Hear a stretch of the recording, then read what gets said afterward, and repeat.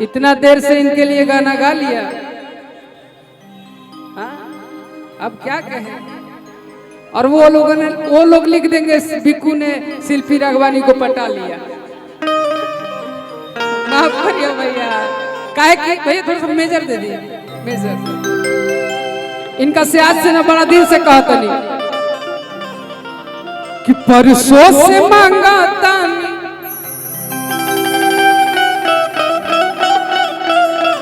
एक दिन के बाद ना, रोज चाहे फोन पर चाहे व्हाट्सएप पर कॉल करके अब इनका हमेशा हाल चाल भी लीला कि परसों से मांगा तानी, कि परसों से मांगा तानी प्यारी हो प्यार दा, परसों से मांगा तानी प्यारी हो प्यार दा, परसों से मांगा तानी प्यारी हो प्यार, परसों से मांगा तानी प्यारी हो प्यार दा। बाप रे बाप, इनका खातिर का तो खाली पैसा नहीं। आप भोजपुरी की सबसे सुलझी और सबसे अच्छी कलाकार हैं।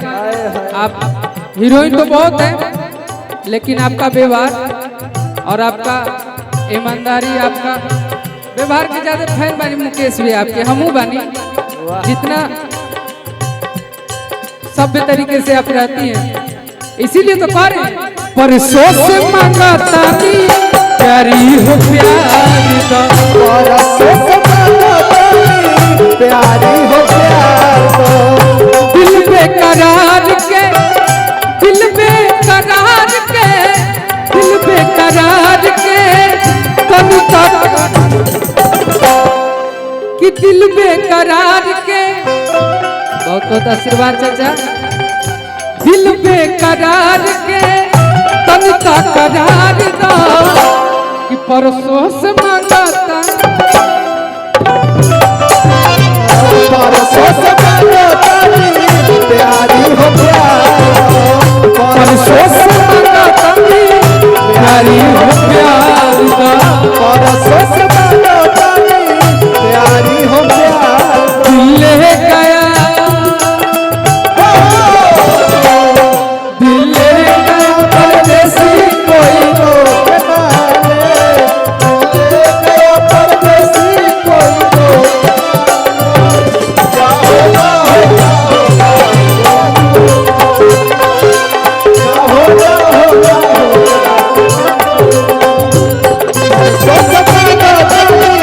प्यारी हो प्यार दा, परसों से मांगा तानी प्यारी हो प्यार दा।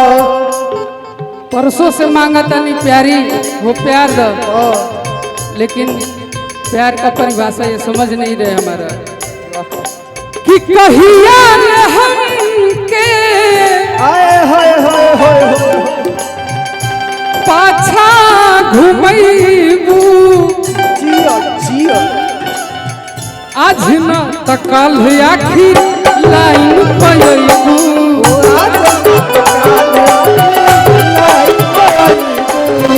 आज न त कल आखिर, कि बड़ी खिसियाइल ता, कि बड़ी खिसियाइल ता, कि बड़ी खिसियाइल ता, कि हयो हनिए से मार दा, कि हयो हनिए से मार दा, तो परसों से मांगा तानी प्यारी हो प्यार दा, प्यारी हो प्यार दा, परसों से मांगा तानी प्यारी हो प्यार दा, परसों से मांगा तानी प्यारी हो प्यार दा, परसों से मांगा तानी प्यारी हो प्यार दा। नाले बहुत बहुत आशीर्वाद। ऐसे भी आपका धन और हमारा धन बटा नहीं है, हमरा भी जरूरत बा, काहे कि मैं तेरा दुनिया से क्या लेना, तू मेरा, मैं तेरा दुनिया से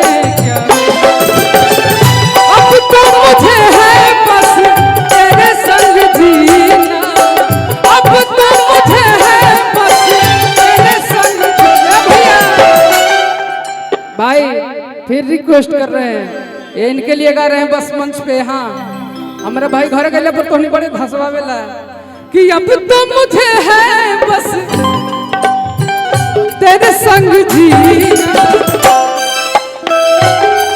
और DRH कंपनी के मालिक हमने के भैया बहुत बहुत आशीर्वाद पुरस्कार।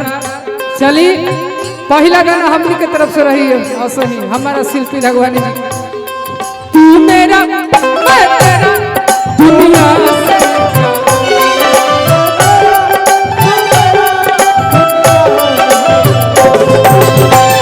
परसों से मंगता नहीं प्यारी हो परसों से मंगता नहीं प्यारी हो अभी भाव खाता रू नहीं ना। हाँ? काहे की पाड़ू जबानता पाड़ू जबानता पाड़ू जबानता जान जान जानला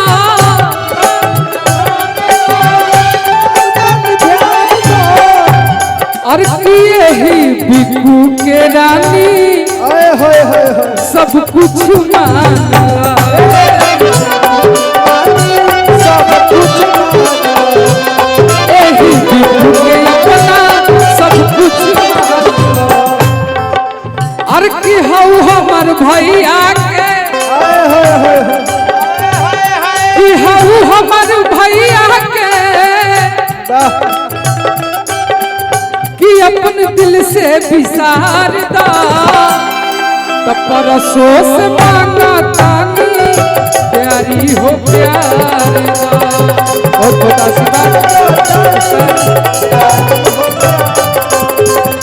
परसों से मांगा तानी प्यारी हो प्यार दा।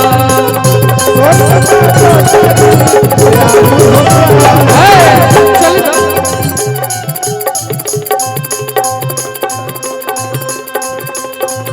विक्रांत भैया और DRH कंपनी के मालिक बहुत बहुत आशीर्वाद प्यार भैया सबके।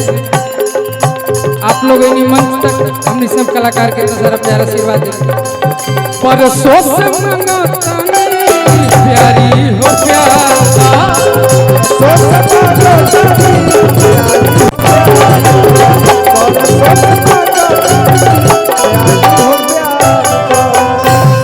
परसों से मांगा तनी प्यारी हो प्यार दा।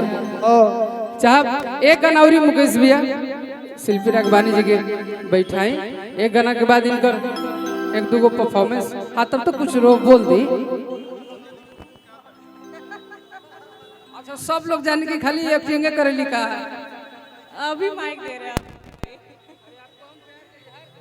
नहीं आप गाना गा रहे थे तो हम डिस्टर्ब नहीं करना चाह रहे थे। तो कैसे आप लोग जितने भी